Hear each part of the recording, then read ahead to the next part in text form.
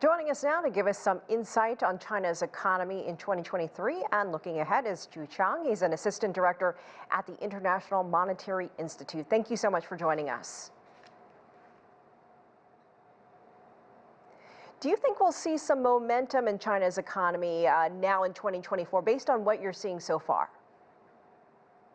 Well, I think the momentum is very clear. China's economy is on a stable track of rebounding and gaining momentum as the time goes on from 2023 to 2024. If you look at the GDP number is 5.2%, and considering our CPI number is only 0.2%, so basically this 5%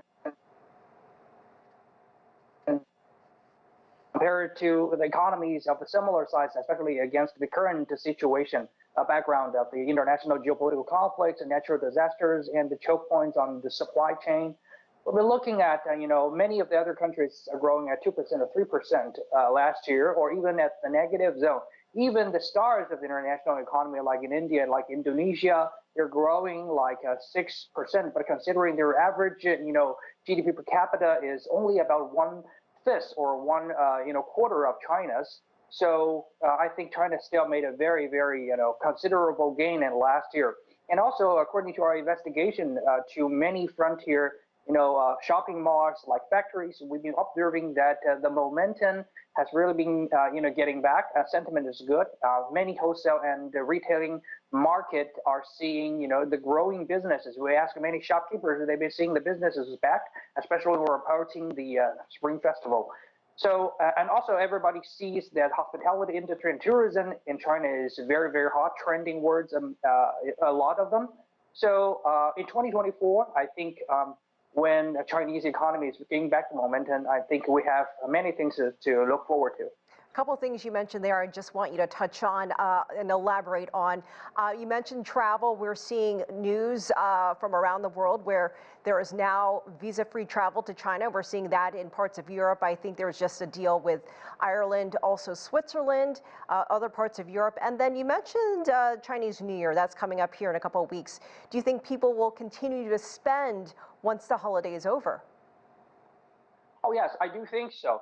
There is a lagging behind effect after every, single policy been issued. I still remember Thailand grant China like visa-free policies like in the mid of this last year. So after 3 months, we've been seeing the flood of Chinese tourists because Thailand, friends has been asking me because they've been hesitating. They say, well, Chinese people to come to Thailand after we give them the visa-free policies. And after three months, we observing the flood of Chinese tourists going to Thailand. Now the Suvarnabhumi airport is being choked by the large tourist groups. Every time you have to wait for 3 hours to get across the border, across the customs. A similar situation, I think, happened with China as well. After we provided the six countries of visa-free policies in Europe, and after 1 month and a half, we've been seeing more than 37% of the tourist traffic into China after the policy. And we have all the reason to believe, when we're approaching the Spring Festival, when there are many things to look out for, when there's many fun things to do with in China currently. And you've been seeing many things going on TikTok and the Little Red Book. And I think a major group of tourists from overseas will come into China in this hot season. We are almost out of time, but I got to ask you very quickly, what does an improved Chinese economy mean for the global economy based on what we're seeing still with some geopolitical challenges around the world? Any caution there? Well, if we take a look at around the world, major economic players like European Union, like many countries in North America, except for America, are having a hard time. Consumption is bad. Their manufacturing output is bad. So I think recently what we need is a stabilizing economic sentiment, a very peaceful international geopolitical environment, and also a good market. When China is back online with their economy, I think providing more than 400 million middle-income class and the shopping market to the rest of the world, I think this is really a good news for not only China, but all over the world. All right, Qu Qiang, thank you so much for joining us. We always appreciate seeing you there from Beijing.